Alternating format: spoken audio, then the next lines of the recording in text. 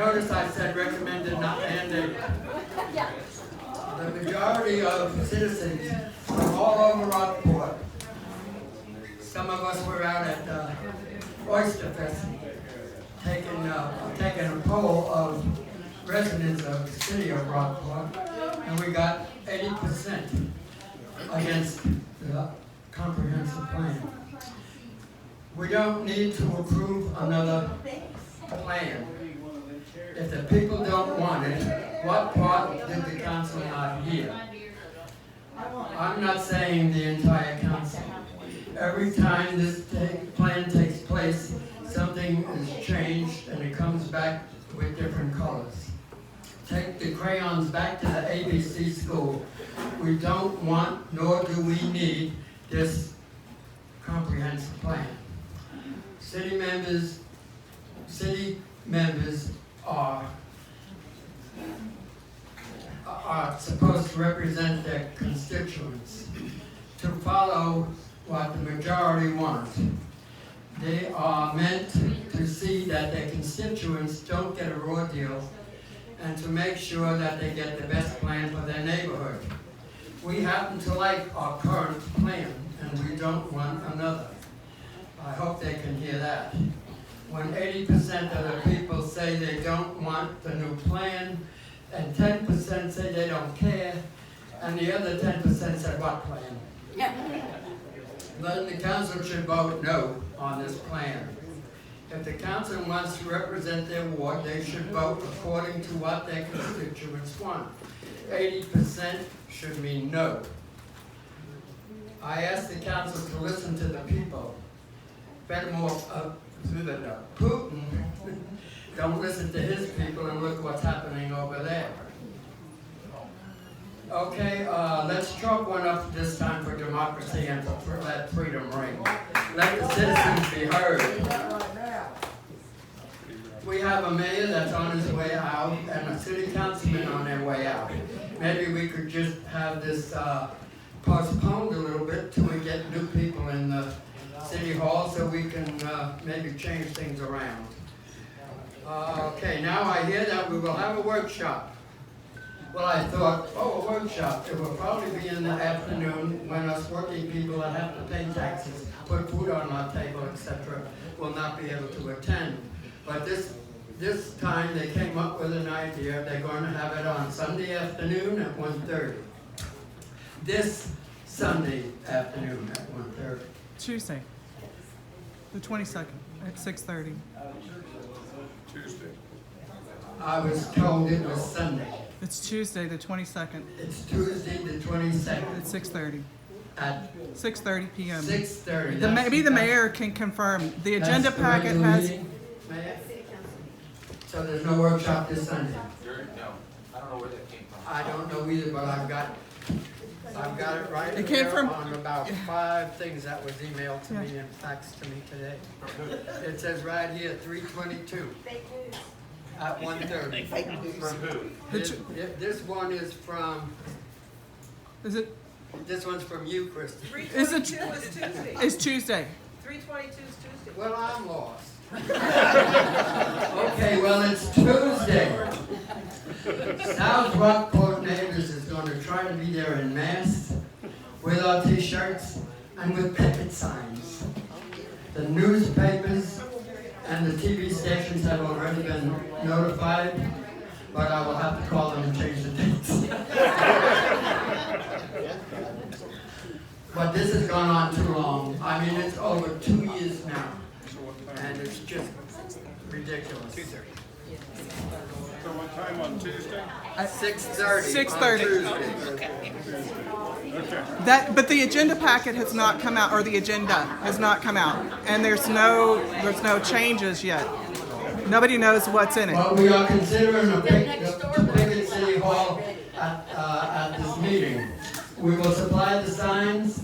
We will be respectful, not block doorways, cars, or people from entering or leaving the building. There will be no cussing or trying to interrupt anybody. They've been trying to push this comprehensive plan now for over 2 years, and we say no, and we've been saying no for 2 years. the city manager even resigned over all of this. People just don't want it, why don't they let it go? Okay. One of the reasons we don't want bars, we don't want any more motels or hotels or waterfront blocked by any buildings. We have enough traffic on our streets. Water Street has eroded so bad that they had to make it a one-way street.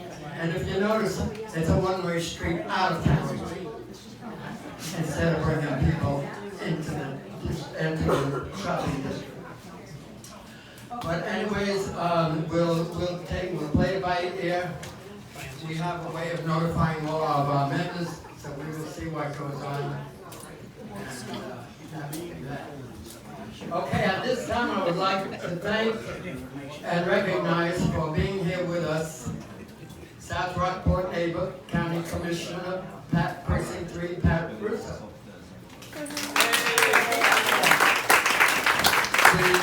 Councilwoman Andrea Hattman. Is our new city councilwoman here? Oh, there she is. Okay. Is it Danielle? Yes, sir. Okay. Is Danielle Hale, Precinct 2?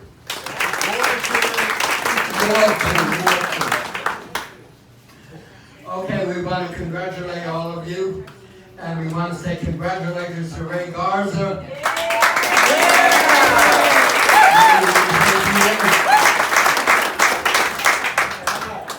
I just want to say thank you. Thank you, to all who voted for me for the vote of confidence. I greatly appreciate it.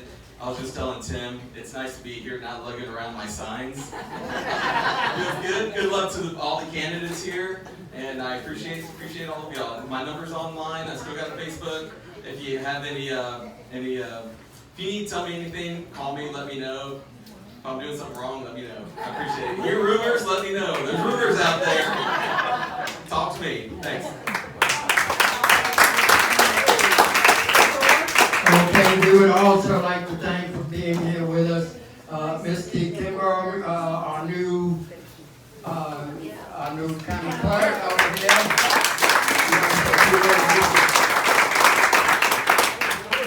I just want to thank you for all of your support. I still think this is probably the best organization in town and what y'all do for her. And I didn't even know it existed until campaign time. So I learned something awesome.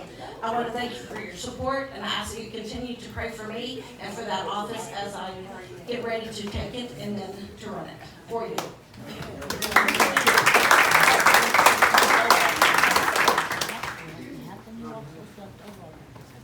Okay, we have Bonni Randall from the school board. Thank you for being here, Bonnie.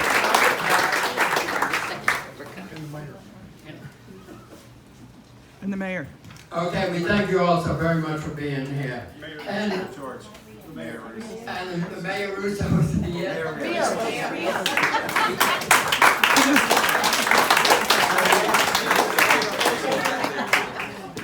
And City Councilman J.D. Villa.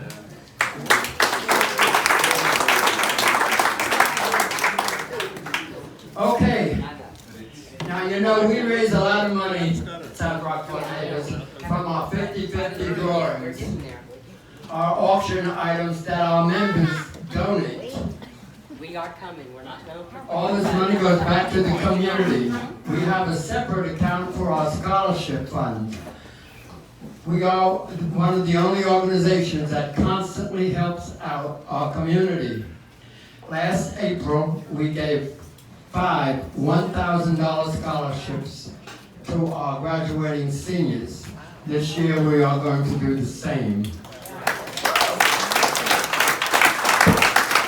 Every May, for the last 5 years, we have sponsored Peace Officers Memorial Day services at the Safety Center on May 15th. And after the services, we give lunch to all the county, Rockport, Fulton law enforcement officers and their personnel. And we are planning to do the same again this year. Because of your donations, and the monthly auction in 50/50s. This past December at our Christmas party, we gave $300 to the restoration of the train depot downtown.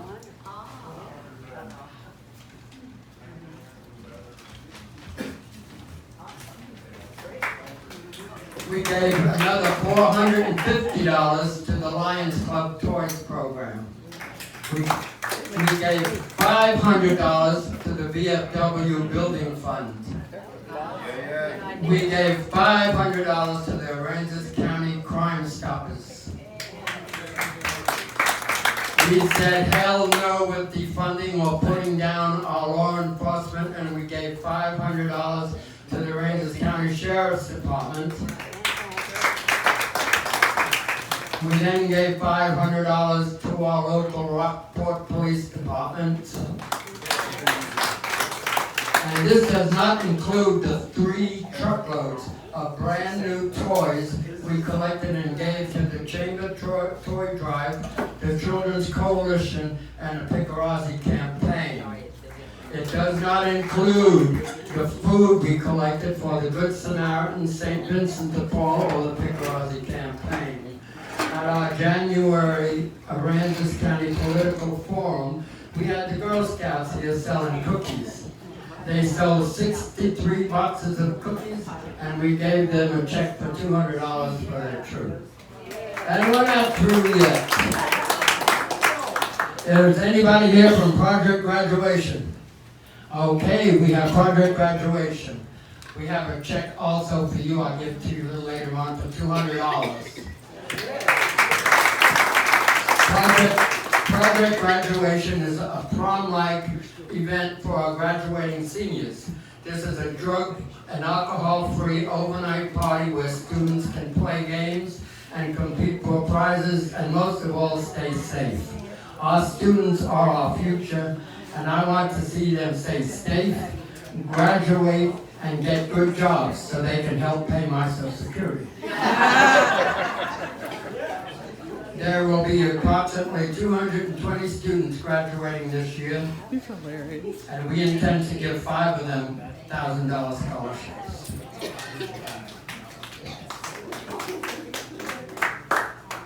We cannot do any of this without you. We need all of you, and we appreciate all of our members. We have 314 members to date. Every year we lose about 6 to 8, and we usually gain 6 to 8 back again. So we lose a lot of them, move away, but a lot of them still keep their membership. They love the newsletter, and all the donations we get go right back into the community one way or another.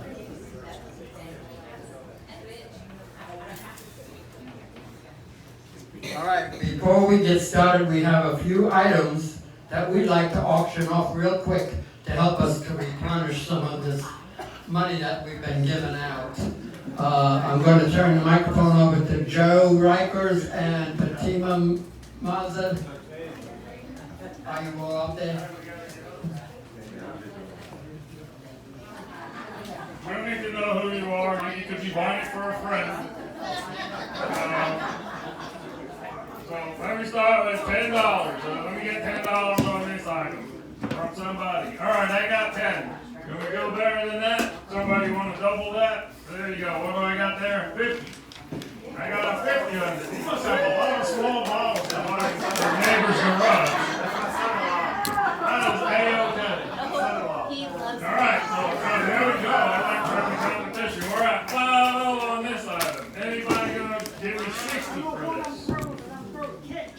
If you're teaching their family, you'd be doing them a favor for just $10 more. $60. All right, I got 60. There you go. Pizza in the Kane family. I got 60. 6 up. We're going for 70. Anybody? $70. Multi-use cabinet. All right, I got 70 now. I got 70. You got 70 going once. 70 going twice. And hard to believe, I get it. Well, it's kind of hard to go after her because that was a lot of good experience, and I'm really looking forward to working with you. My name is Andrea Hattman, and I am your current Ward 4 City Councilman. I am not a great speaker, so I didn't have to write it down, so please bear with me. I was first elected in May of 2020. I ran unopposed, and I am blessed to be able to continue to represent Ward 4 for another 2 years. I wanted to come out here this evening to introduce myself and put a face to my name. Unfortunately, last time my seat was up for election, we were in the midst of COVID and forums were not being held. I'm very glad we are here now and I'm able to come and talk to you this evening. I really appreciate seeing everyone's faces, and now you can see mine and you can come and talk to me anytime. A little bit about myself is I've been married to my husband, Carl, Hattman for 15 years next month, and we have 2 kids. Our daughter, Savannah, who is 17, our son, Brady, who is 14. They both attend Rockport High School and participate in many extracurricular activities. Savannah is in track, theater, choir, and soccer. Brady is in ROTC and band. Savannah works at Latitudes as a busser and really enjoys it. Carl and I own a business called Persona Digital Marketing, located right here in town, and we really enjoy what we do. We visited our family in Rockport for many years before making a leap and moving here in 2015. I have been active in the community pretty much since I arrived. I am currently the president of the United Way of Aransas County. I'm the member of the Bay Blazers, and I am on the Aransas County Education Foundation Board. Being part of these wonderful organizations brings me much joy and helps a different part of each community. There are so many amazing nonprofit organizations in Rockport, including the South Rockport Neighbors group. I joined the city council because I wanted to take on a greater role serving our community, and because I felt families with school-aged children needed representation on the council. During my time on council, I have faced many curveballs, and I feel that I have faced them head on. I have worked hard to learn this position and make the best decision possible for Ward 4. Lately, the biggest concern and the bulk of our efforts in Ward 4 are focused on infrastructure and drainage. Some of the accomplishments I am most proud of are voting to lower our tax rate and helping to ensure more funds are directed towards our drainage issues. Another passion of mine is preservation of our natural beauty, especially our trees. I've been working on straightening our tree ordinance and reviving the tree committee, which I am very, very proud of. Looking ahead, we need to continue our focus on infrastructure and drainage, ensure our growth is managed responsibly, and make sure the future generations of our community can stay in Rockport and they can thrive. I am so thankful for the opportunity to visit with you and speak tonight. I love how engaged and active your group is. And, sorry, I lost my list. Y'all do so many amazing things for your community. I'm always available to speak with constituents, so feel free to reach out if you have any questions, comments, or concerns. My phone number is available to anyone at any time. I would love to follow my Facebook page. You can find my Facebook page at facebook.com/RockportWard4. I share frequent updates on what's happening in our city. And thanks again for the opportunity to speak, and I look forward to seeing you again. Again, that's a hard act to follow. Yeah.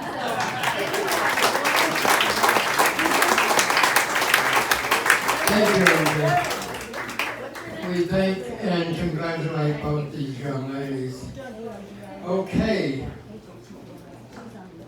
Ladies and gentlemen, we are here for the office of mayor, and Tim Jayroe and Andrew Kane. These gentlemen, please come up here, please, and have a seat to tell us a little about themselves, introduce themselves, and you have paper and pads on your table. Please use them to write any questions down that you may have for these candidates. Jim, you have the questions I got on my. I've got some of the questions right here. Okay, I got a few questions came faxed to me today. Anyways, we just did a coin toss, and Tim, you won it, so you will lead off. You have 3 minutes. Tell us about it. I am a candidate for mayor. I believe that citizens have a fundamental right to expect honesty, courtesy, and respect. Turn yours off. And stay out from under the speaker. And all their dealings with local government, not only from their elected officials and employees, but also from other citizens they encounter in dealing with issues and matters within the jurisdiction of the city. My family and I have lived in Rockport since 1989. I vacationed here a lot when I was a kid, and we used to hang out here with my aunt who was a school teacher here during the summers. This is my home. Starting several months ago, I began hearing concerns from a number of close friends regarding the possibility of needing a mayor who was experienced in city government and had been around city government for a long time. And I thought about this for quite some time, talked with my wife about it, my boys, and finally decided I would run for mayor. In my nearly 30 years of service as police chief here in Rockport, I worked with 7 different mayors, dozens of council members, 5 city managers, multiple department heads, and countless citizens, groups and individuals. I was privileged on one occasion to serve for about 4 months as the interim city manager, while the city manager at that time was called up for military service. I have attended approximately 1,200 city council meetings, budget and planning workshops, and other types of meetings. I believe this experience helps qualify me as your mayor. In addition to this, I have a Bachelor of Science degree in Political Science and Sociology and a Master of Science degree in Interdisciplinary Studies from the University of Texas at Tyler. I've served as a police officer in Texas for 47 years, with 41 years of that being in administration and supervision. I have been the police chief here, as I said, for 47 years. During that time, the police department became recognized as one of the outstanding police departments in the state of Texas. This included some hard work from folks like Jerry Lawing, Larry Sinclair, and Nathan Garcia, and others. Y'all know some of those guys who work so hard for it. I have solid relationships with federal, state, local elected officials and staff that have benefited the city. I've worked with members of all local government entities and departments and officials, and I have worked with Todd Hunter since 1989. He was the first elected official to come see me when I got here. Lois Cohorst and Governor Greg Abbott. I've been involved in many community and nonprofit organizations such as the Rockport Hands of Hope, the First Baptist Church, where I work with young people and so forth, and AIM Hospice, and I demonstrate honesty, courtesy, and respect in performing my duties, and I expect that from city officials and for folks who do business with the city. If any of us make mistakes, we'll admit them, learn from them, and try not to commit those again. I encourage citizen participation. I believe that the public has a right to know what's going on in government and participate in it. I'll focus on family health, safety, and welfare. City infrastructure will be a top priority. We've got to do something with streets and drainage.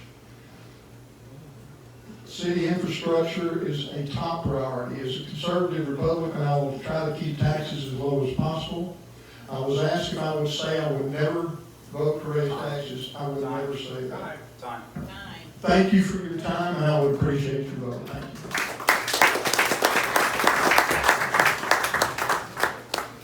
I'm going to start my timer. If I get Randall, I don't run over. Thank y'all for coming out tonight. My name is Andrew Kane. I'm obviously on the ballot with Mr. Jayroe for mayor. My bio, I won't spend too much time on my bio. It's not who you are, it's what you believe in, what you're going to do.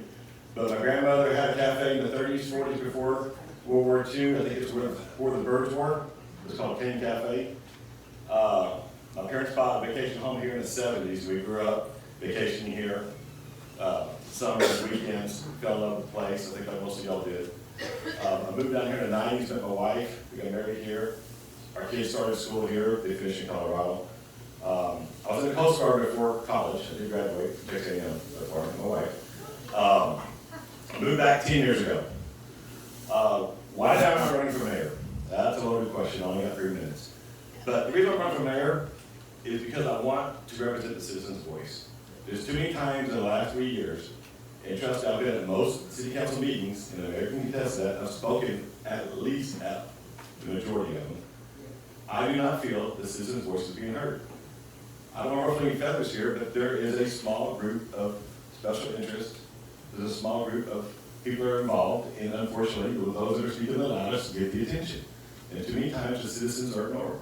I can go on to City Hall. Never came to the citizens for a workshop.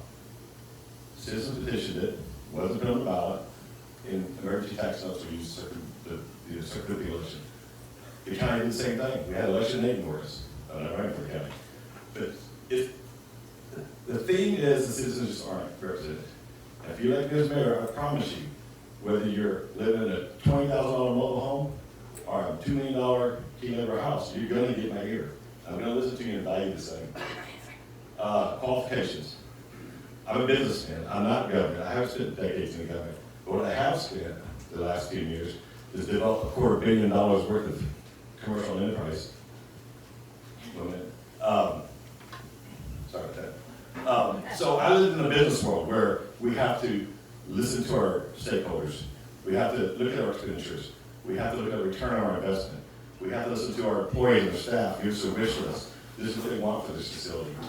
Then I have to make the decisions of, is this a good investment for the company? Is this a good investment of the stakeholders' money? Because at the end of the day, we have to have a return on investment. So I am a very true fiscally conservative Republican to the core. Listen to the people, running out of time here, sorry. Protect free markets. I will say today, I'm not George Bush, I will not vote for a tax abatement, period, period. New development will pay its own way just like we did getting here. Tough on crime. We seem to have a revolving door of drug addicts. Hitting the jail, back on the street, stealing off your porch. So I want to support the police department, give them all the tools they need, and encourage them, and then work together. Thank you.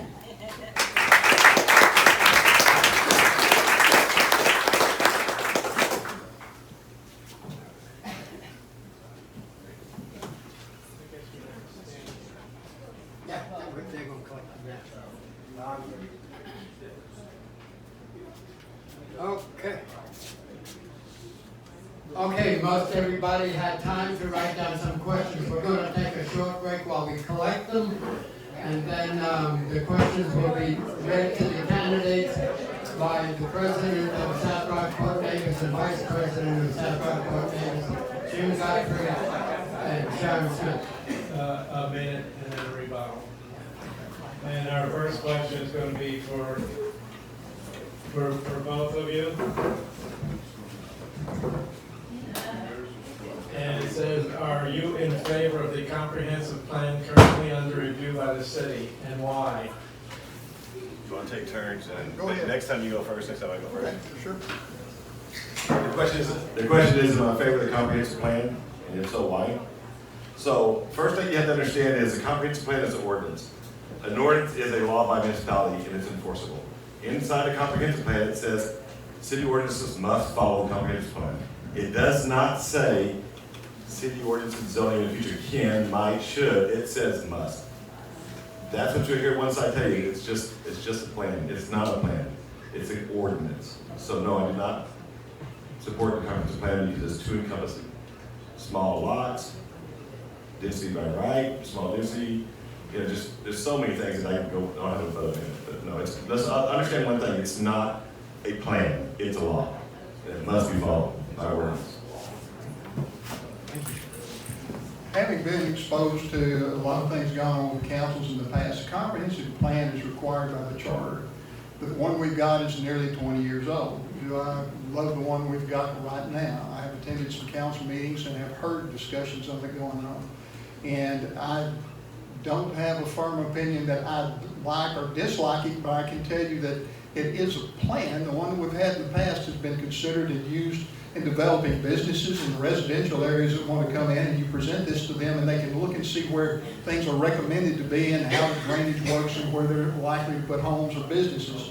But it is something that you work with so that they can come in and apply to have a business put where they would like to have it or in those places that are recommended. But it is a plan, and it is not drawn out to make people rezone their properties and like that. It's not necessary. Thank you.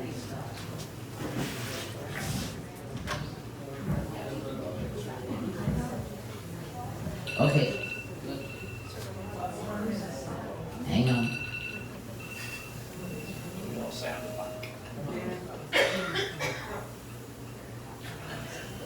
Okay. This is to Bo. If you were the mayor when the interim city manager discovered that $4.5 million was sitting on the books, what would you have done? Do you need me to repeat that? No, that's okay. First off, it would be real nice to find $4 million that we could work with to take care of drainage problems and other things. So I would have been terribly concerned why this money was sitting somewhere and hadn't been identified. I can imagine that it could be possible that when someone got here as a finance director at some point in time and it was already there, it could be hard to locate, because those things do show up on the budgets when we see those things in the late summer when they come in. So you do see where money is, but it is concerning that that much money can be sitting there drawing interest and not being used. So I would be concerned, try to find out, get to the bottom of what the reason was, whether it was audits or whether it was finance. So, at the time that the $4.5 million was found, the city was asking for a certificate of obligation for $3.5 million that we wouldn't get a vote on. They were also looking for 8.1 million in tax notes, 5.4 for another shortfall in the city hall. They found the $4.5 million. They decided to go find uses for the $4.5 million and still did the tax notes. What I would have done with the $4.5 million is either pay down the debt or put it not past the 8.1 million tax notes. Thank you. What about you? I'm sorry? Did you get heckled about the what? The interest rates. The interest rates on, I mean, I don't know why we've had debt that we keep refinancing. It's a Ponzi scheme. I mean, you don't run your personal finances that way. Okay, let's go to the next question. This one is just for Mr. Jayroe. It's real simple. It says, tax abatements, what is your stance? I think the recommendation or consideration of tax abatement is a great tool, but it has to be approved by vote by council. I think it's something that when you're trying to entice businesses to come to an area that they might not otherwise consider, if it is something that you can discuss, but I don't think it's something that you offer to everybody, and I don't think it's granted to everybody. But I do believe it is a good tool to use when you're talking to businesses that want to relocate or people who want to develop a new business in our town, because it's hard to get people to come down here. No, just for him, right? Yes. Yeah, if you want to give You can rebuttal. use rebuttal on it. Okay. So I'm against tax abatements for a lot of reasons. Everybody's playing the same field. I don't believe in using taxes to attract behavior from one group and penalize another. Taxes are fair and equitable. Development should pay its own way. If we were in Rios, well, that's just like it. If we were in Tivoli, maybe tax abatements. This town is growing. The tax abatement's a tool you use to attract development. Does anyone in this room think we need to attract anything? Development, tourism, housing, it's already coming. So why give up the taxes that we need for our infrastructure today? Why? I mean, I'm against it. Totally. Fair and equitable.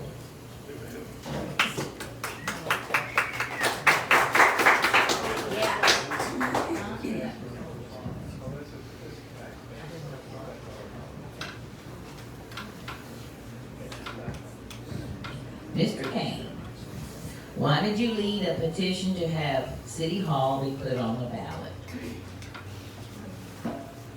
At the time, it was July 2020, and we previously heard in February of 2020 at a budget workshop that our city participation would be $4 million. By July, my city councilman Bob Cunningham told me at first he's heard of it, it's 8-10. We didn't get the grants. Then it got to 12, and at some point, this county's doing 24 in their CO, the city's doing 20 in their CO. It's $44 million, and neither one of our local agencies, governments, felt the citizens should have a voice. $40-something million, so it was just to get the vote. The petition wasn't about stopping it, it was just to get it to you to vote on and approve. That was why we did the petition.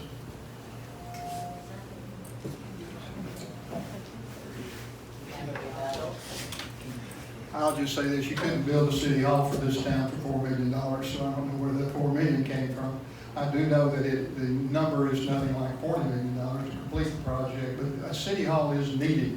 And among other things, the delay in getting the city hall planned and the plan executed and the vote on the thing has made the cost go up extremely high because of the increased cost in materials and so forth. So I think it's been difficult, and I don't believe it was ever $4 million.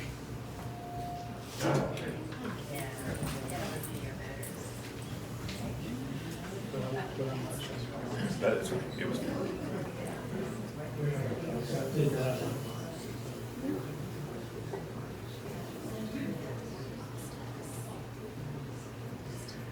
This is for both of you, and I think it's going to be hard for both of you to answer this since you're not in the city government right now. It says, currently is the city in good financial hands? Why or why not?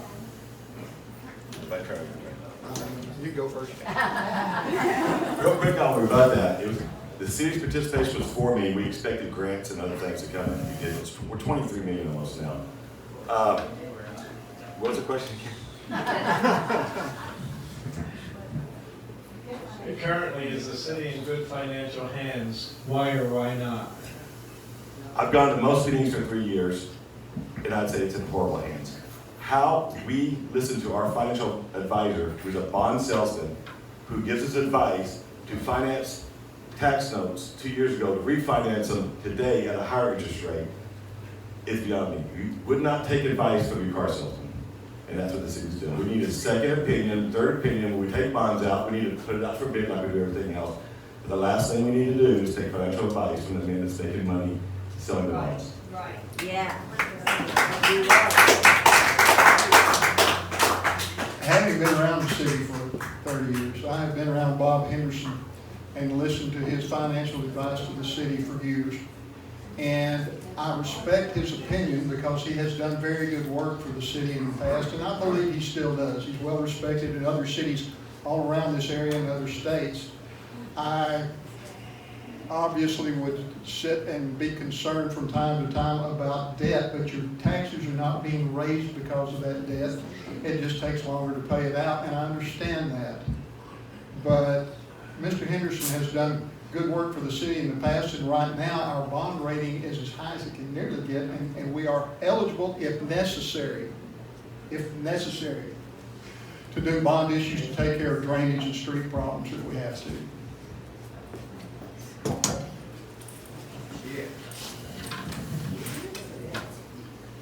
This is for both of you. I'm going to let Cindy ask that. To both of you, should economic development in our community be directed by the EDC?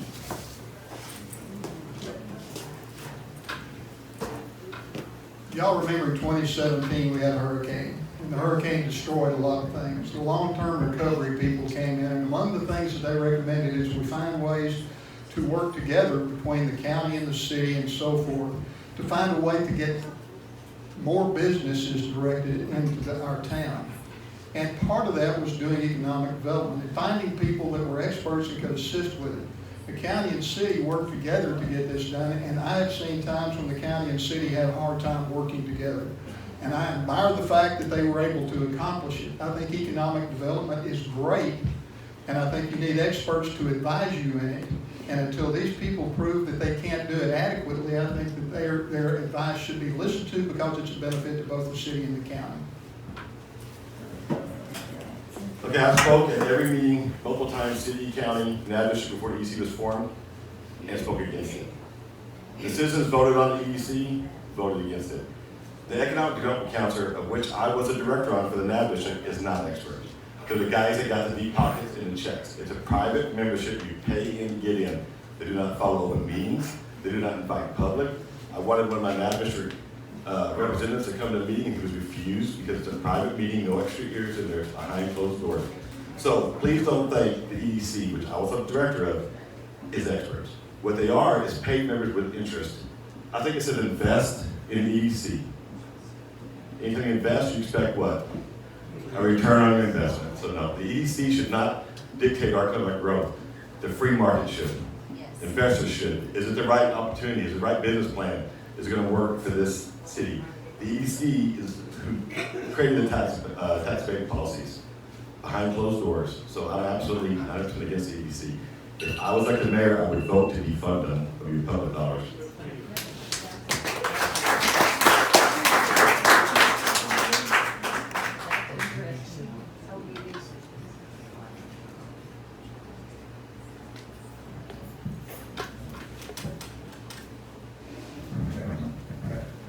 This is for Mr. Jayroe. I really don't know what they're asking here, so I'm going to read what they've got here. Okay.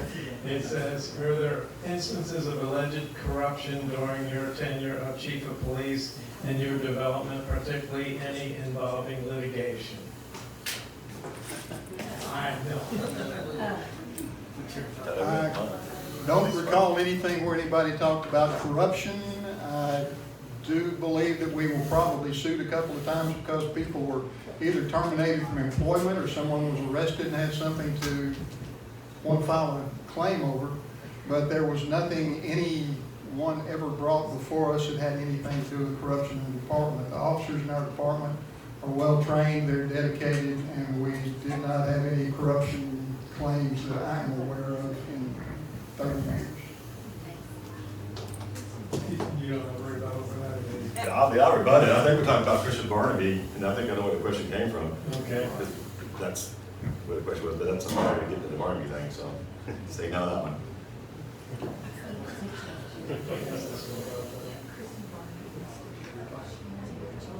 This is to vote. Was the recent situation at the Rockport Harbor with the navigation district handled well? If not, how would you have handled it? How are you going to bridge the rift between the city and the navigation district? You go first. Yes, to vote, yes. I think you went last time. Go ahead. We're gonna do a coin, remember? All right. Okay, so local governments need to get along. When they fight, it costs you money and you money and you money. I think we're what, $100,000 in contractor fees, catch basins. The NAV district wants catch basins. I think our local governments, just my opinion, and I've been watching hard, the NAV district is just as guilty as the county and the city. We have gentlemen that have pride.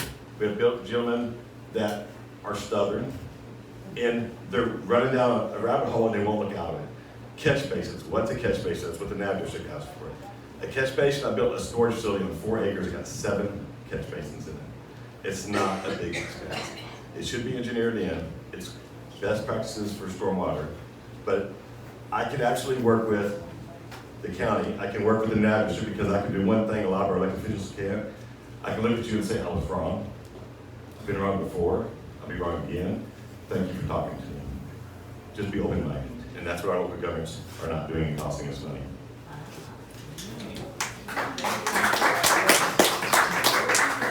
The whole thing it looks like a turf war. You know, you're messing with my stuff and you're not gonna mess with my stuff, and other people think, well, you're messing with me and you're not gonna do that. If properly engineered and designed drainage can be put forward and it can alleviate the drainage problems we've got, it is incumbent on the city and the NAV district to agree to get this done. And it doesn't matter whose turf gets kicked around which direction. They're going to have to find a way to work together. Having worked for the city all this time, I'd probably say the city's right. And that's not necessarily the case every time. We do get a little bit testy about our own turf. But this one is one that has common sense, says you design it right, you put it together right, and it needs to be done no matter who doesn't like it. It's got to be fixed.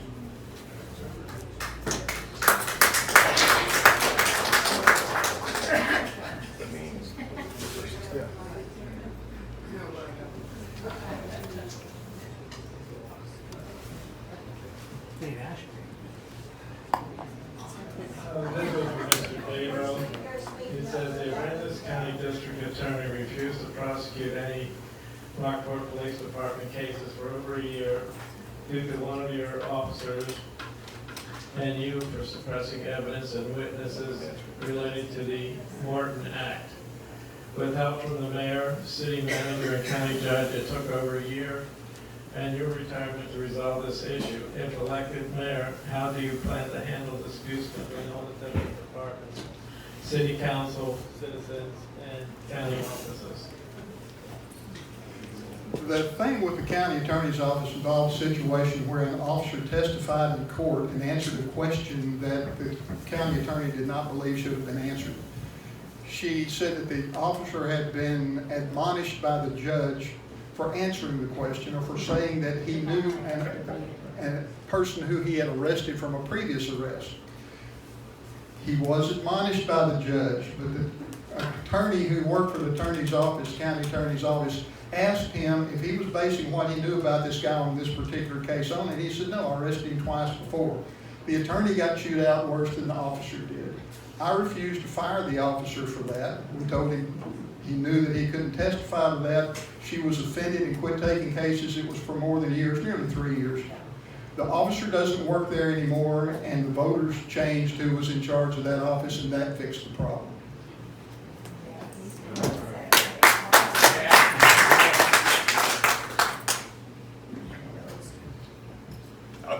Don't know anything about that one.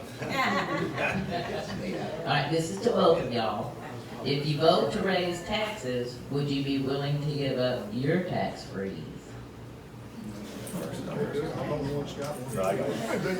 No, I actually have a tax freeze. I actually have a tax freeze for the wife that's disabled. So if you're not of the elderly age and you have a disabled spouse, please go file for your tax freeze. And the question is, if I vote to raise taxes, would I give up my tax freeze? And the answer is absolutely not. I would vote to keep all your taxes low. I have no desire to raise taxes. And it goes to cutting every budget, whatever it takes. I would put our budget in a crisis mode. I would come to talk to the city manager, my fellow councilors, said we were in a financial crisis mode. We had to stop the spending. Stop replacing the trucks unless we push it. It's not that far to push a truck across Rockport if it breaks down. Stop the spending.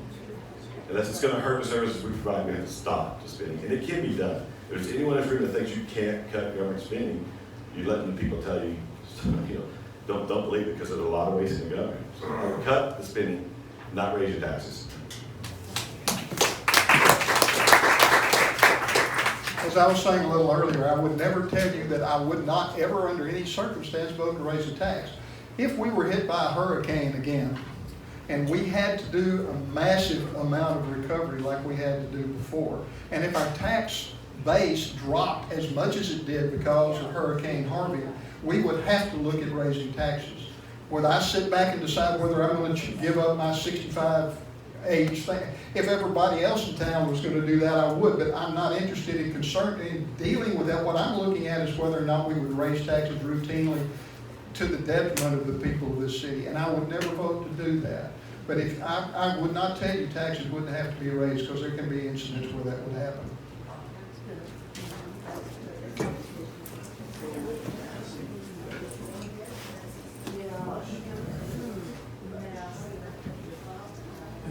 This was addressed to you again, Mr. Jayroe. Okay. Would you approve selling city vacant property to help with the debt?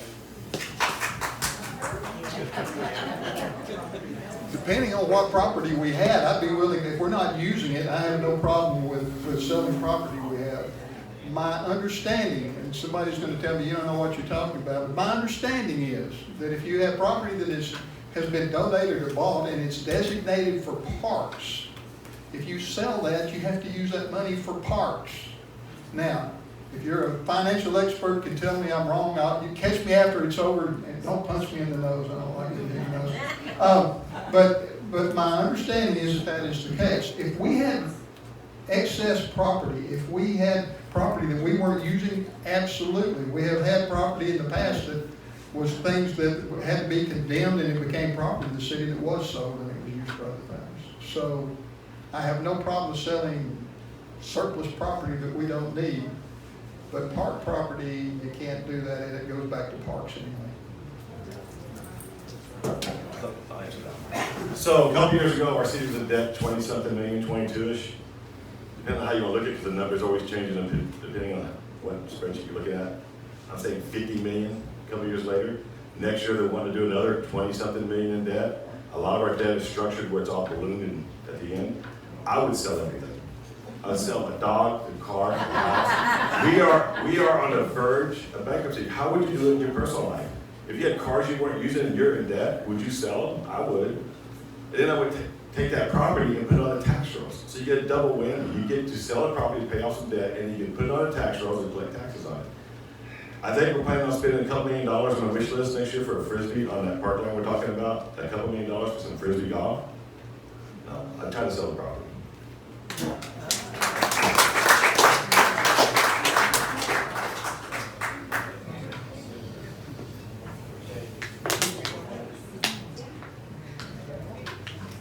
Alright, this is for Mr. Kane.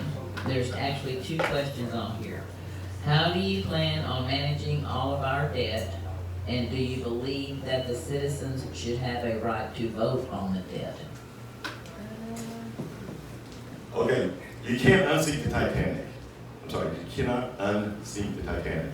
Look at how the tax notes are structured. In 7 years, you have a couple $100,000 1 year, couple $100,000 1 year, couple $100,000 1 year, 4 million the next year, 4 million next year, 5 million next year. It's public record. We have balloon noted a lot of our debt in this town. So how do you control this debt? Stop spending more. The second half of the question was? Do you believe that the citizens should have a right to vote on that?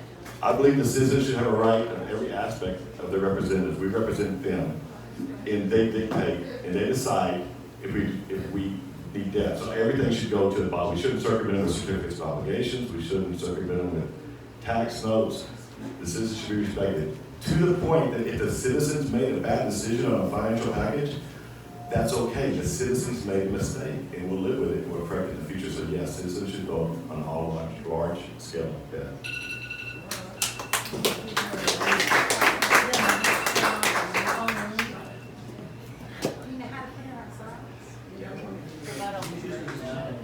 I'll take just a minute of your time on that. Andrew has talked about this a whole lot more than me. This is off the top of my head. What I will tell you is this, that you issue debt to cover things that you can't pay for with your taxes. You do it in a way when you can get interest rates that keep it low enough that without raising your taxes, you can eventually pay it off. Yes, it goes for longer terms, but at interest rates that are low, you try to get those things paid for. Would I vote on every issue that comes up? In a political science class a lot of years ago, I was told the people that run for office do it for one of two reasons. I want to be a delegate or I want to be a trustee. A delegate has to go ask the public all the time, what do you want? What do you want me to do? And they can't vote without being told. A trustee takes it for granted that he is elected to go find out everything that there is to know on the subject and to vote in the best interest of the people. You need a little bit of both of those, but you need elected officials who vote in your best interest so that you don't have to have an election that costs roughly $30,000 every time you have an issue come up that there's a difficulty in making a decision on. So my feeling is that I am more a trustee than a delegate, but I'll be a delegate because I want to hear what you have to say. I encourage the public to get involved with their government so that we know exactly what the groups of people need.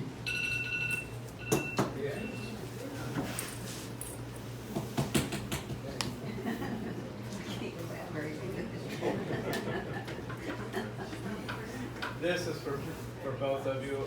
What will be your priority if elected mayor? My main thing, like a lot of people have been telling me, I have listened to a lot of folks that told me the infrastructure's got to be fixed. Drainage is terrible. And we know we have got those issues. We have got grants that are in the process of being worked out right now, but it won't fix everything. We're still going to have to take care of streets and rights of ways and all of the potholes that we're getting. And there's going to have to be a lot done about that. We will have to find a way to manage and upgrade our infrastructure as it needs it, as opposed to waiting till the flooding and like that takes out parts of it. And that was not Mike Donahoe or anybody else's fault. The weather got it. But we need to be prepared, inspect everything regularly, do regular maintenance and upgrade our infrastructure to keep those kind of things from becoming a problem for us. So obviously, as you've heard me talk, debt, being a fiscally conservative person is a top priority. The second top priority, probably one of my first ones, would be talk to the police department, find out what is it we gotta do to get this criminal element out of here. You understand, on Facebook, Randall's past chief police goes live on Facebook, goes, we're gonna keep this door in and we're gonna arrest these drug addicts. And we're sending a message to everybody watching, if you wanna deal drugs and poison in Randall's past, we're coming after you. We need to do that here. It's a problem. Second priority. Third priority would be infrastructure. I lived in South Magnolia, and twice a year I flooded in my garage. Yes. The hurricane took the house. What did I do? I built somewhere else. And that's unfortunate from the neighbors in the neighborhood that I did not want to be invested in an area that was not, conducive to living in. So flooding is a problem. Yeah. So obviously the infrastructure. But police protection is a high priority spending, and then flooding. I know it's hard to control costs when I'm talking about supporting police, but you got to find a way to cut in other areas. All right, here, hang on.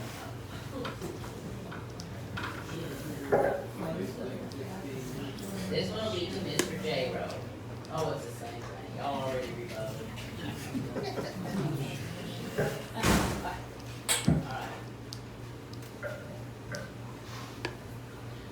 This is for Mr. Jayroe. The people made a statement in the county election that they are tired of the same old failed local politics. Your tenure in Rockport was under a city manager that was forced out, 2 councilmen that lost elections, and a mayor that was unopposed. You're supported by a group that consists of people that lost elections and/or were appointed to boards by the current mayor. How are you, how are you the breath of fresh air Rockport is looking for? Okay, that's a mouthful. Can I have about 3 minutes for that? Yes. I have been in this city, working with this city for years. I mentioned earlier that I had worked for 5 different city managers, 8 different mayors, a whole bunch of different council people and so forth. Every city manager that has come here, and we've got one back there that I enjoyed working for a long time. Every city manager that has come here has had different talents and abilities than other people have. Kevin had good things that he could do. He was not as sharp at some other things as other people have done. We've had, most of our city managers have been very good at what they did. A couple of them, But anyway,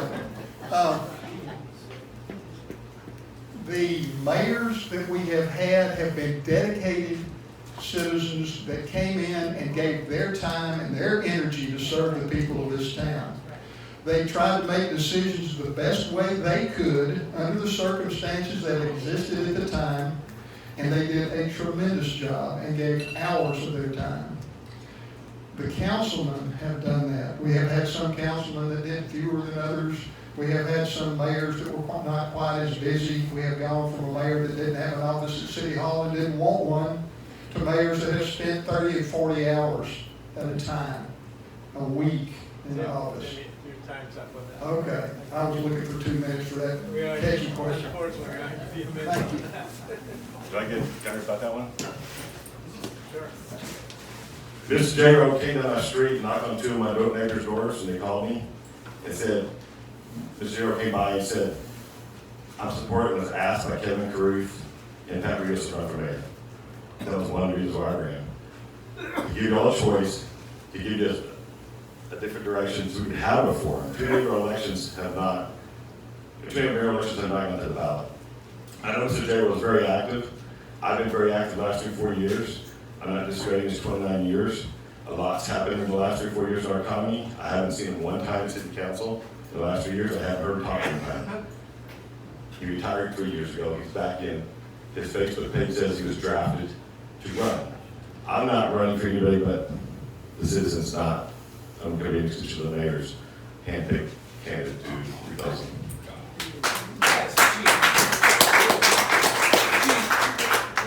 Chief.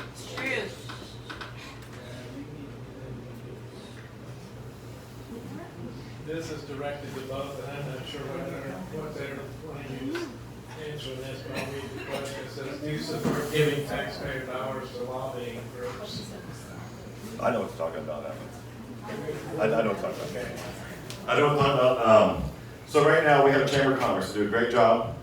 I've actually just purchased a business in Aransas County, so I'll be joining the Chamber of Commerce. If you're a paid member of the Chamber of Commerce, they will lobby for the best interests of the business community only, not the citizens. So since it's so effective as a lobbyist organization, and by definition they are, the largest in the country, spending 3 times more than the second lobbyist organization, they should not get public funds. Because they don't represent you if you're not a paid member of the Chamber of Commerce. They represent their members. The EDC and private corporations get public funds. They should not get public funds. No open meetings, represent their investors. That's the word they use. Absolutely not. No public funds, Chamber of Commerce, EDC.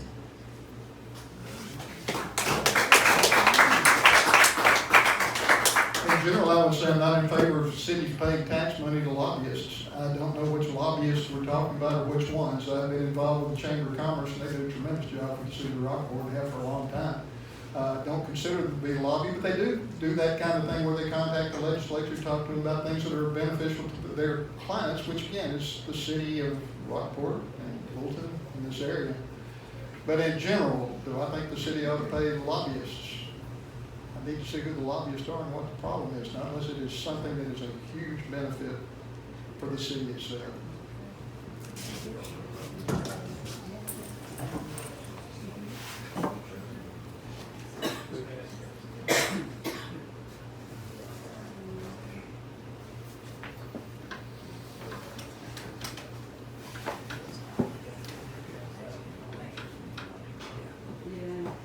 All right. This is to Mr. Jayroe. It is rumored that you have, can y'all hear me? I'm so sorry. It is rumored that y'all have previously stated that the city is in financial situation because of taxes have not been raised enough. Number one, is this true, and do you feel that this has created the financial situation the city now finds itself in? And what is your plan going forward? If not, what is your position on raising taxes? It's a big issue, but you can do something. We've said it before, I am not in favor of raising your taxes. If it was absolutely necessary, we'd look at it, but I would be one vote out of 5 votes. But it would have to be awful necessary, because we don't do that frivolously or without a lot of due work on it.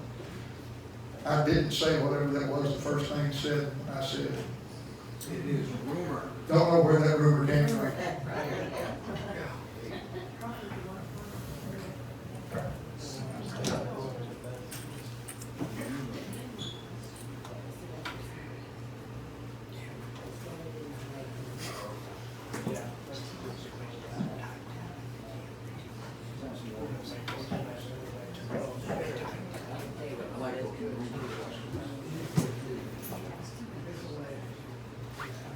This is addressed to both of you. We're going to cut this short, so we have somebody here. This will get confused. Thank you. Is this the last question then? This will be the last question.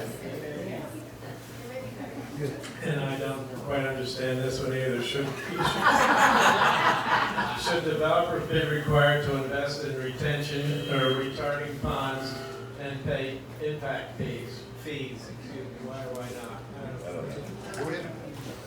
Okay, the question was, should developers invest in detention ponds? What a detention pond is, you take all the water in your boundaries and you flow it into a stormwater system, which goes into a big pond with big pipes and has a little pipe choking it out. So when you have a rain, it collects the majority of the water, slowly puts it out so you control the flood. You'll see one at Walmart. You'll see it at everything that's done in Houston and other large cities. We don't see it in Walmart, in Rockport. What we did here recently, which I couldn't believe, is 12.8 acres of R1 land in South Rockport went to a CUP, which is a conditional use permit for a trailer park. At the city's middle said, not one addition, amenities, number of spaces, anything was submitted. When they say comprehensive plan is not rezoning, when somebody can come in and rezone 12.8 acres of R1 to an RV park without one question from city council that night about it, the developer didn't come to talk. There wasn't a stormwater runoff plan. There wasn't a fixing plan. There wasn't a traffic flow. There wasn't anything. Yes, stormwater runoff. That place needs to have a detention pond, and it wasn't even asked, and he got rezoned. So 12.1 acres went without even discussion of it. Anytime you see a plant that is built and they have large surface areas, concrete, asphalt, and so forth, those people, depending on the acreage and so forth, if it's larger than most of the businesses that we have here in town, now if you're talking H-E-B and Walmart and like that, they need a retention pond. Smaller businesses probably don't need one, but if they are in a drainage area, that drainage is a problem for the residents in that area or the other businesses in that area. If one were built that were much of a parking lot down in the area of the downtown Rockport, they would need a retention place for that water to go because downtown floods very badly. But it would depend on the surface area and how large it is and what the drainage situation is there. But they can be and should be required in some cases. Well, due to that answer on this question, I do have a question. I'm sorry. Since downtown floods so easily, with the new art center that's built up so high, where's that water gonna go besides the other businesses? I didn't see the engineering on it, so I can't tell you that. I am going to suppose you would be told it's gonna go back toward the bay, but I didn't see the engineering on it. A lot of cities, when these such small businesses don't have detention ponds, a lot of cities have co-ops where they build a detention pond and all businesses buy into it. Downtown, the land we're putting a new anchor project would have been a better use as a detention pond so the downtown didn't flood versus adding more asphalt and concrete downtown already.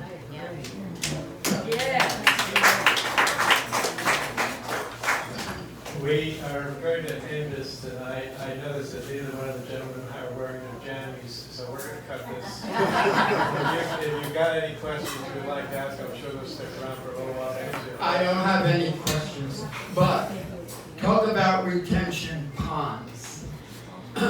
When the Methodist Church built their Sunday school or daycare next to my property, they built it up about 3 feet.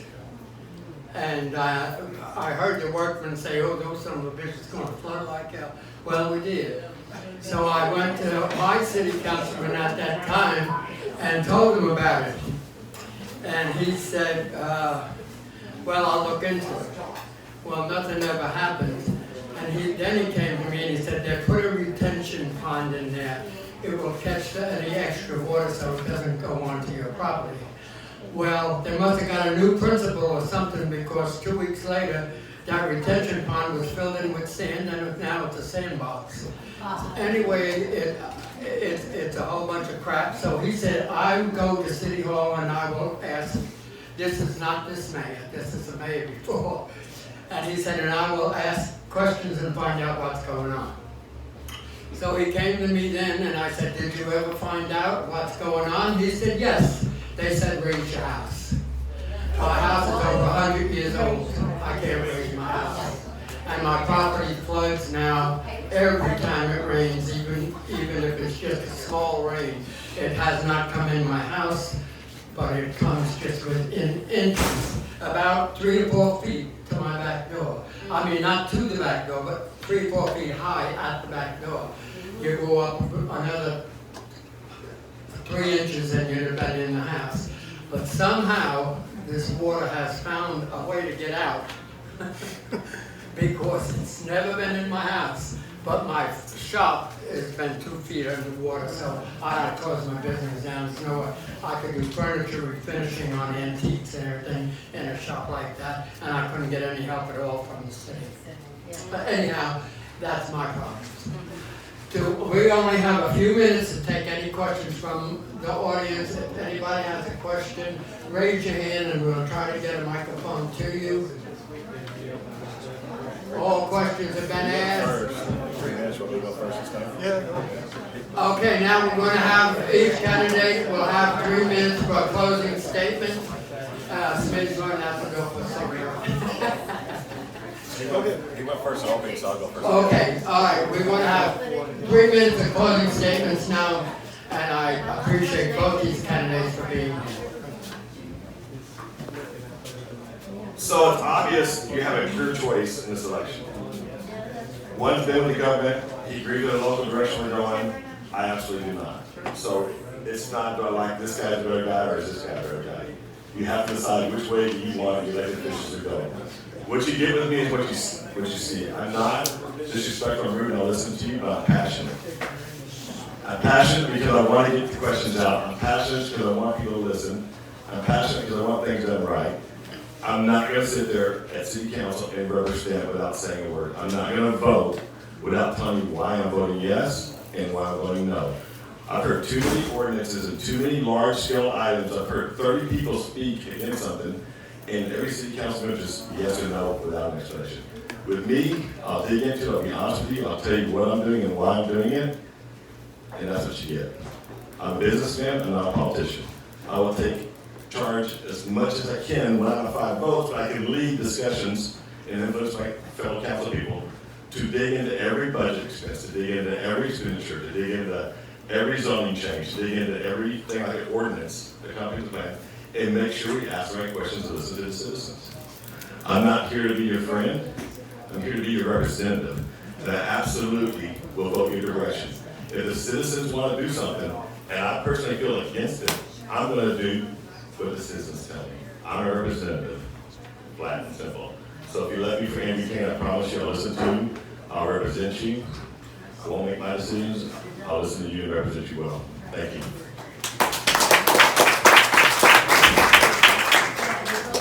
Our city's going to grow. Growth is inevitable. It's going to grow. We need to control that growth. We need to regulate that growth. The growth needs to be in places where it needs, where our city is developing where it is advantageous to the rest of the city. We need to grow out the bypass corridor. We need to grow on the south side of town. We need good businesses that do make either good products or provide great services for the people in the town. And we need to attract those businesses. But again, it does have to be controlled, and we have to see that those businesses function properly. We need to do all sorts of things as far as the work together with the public. We need to cooperate with other law enforcement agencies, with other entities, this town of Fulton, the county. We need to work together without all these turf battles and see the need of the people in this area. It's not just the need of the people that live here. Rockport is about people who visit here and own homes here and don't live here, because we have told people before the police department had to serve a lot of folks that have a house full of furniture and they're here 2 months out of the year. So we take care of those people. Those people have a right to be protected and taken care of. So we have a lot of things that we have to do. And I think working together with the other entities and getting together with the people and encouraging participation in government from the citizens is the way that we need to go. I love this town. I've lived here longer than I've lived anywhere else. It's home. And I care about what goes on, and I would love to be mayor and work with you to get these things done, but I appreciate you. Thank you, Mayor.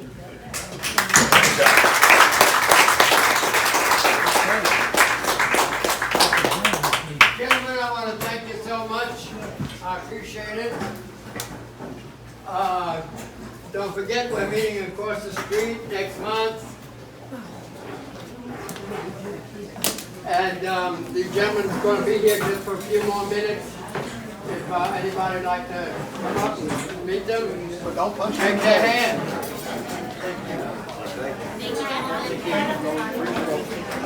Thank you.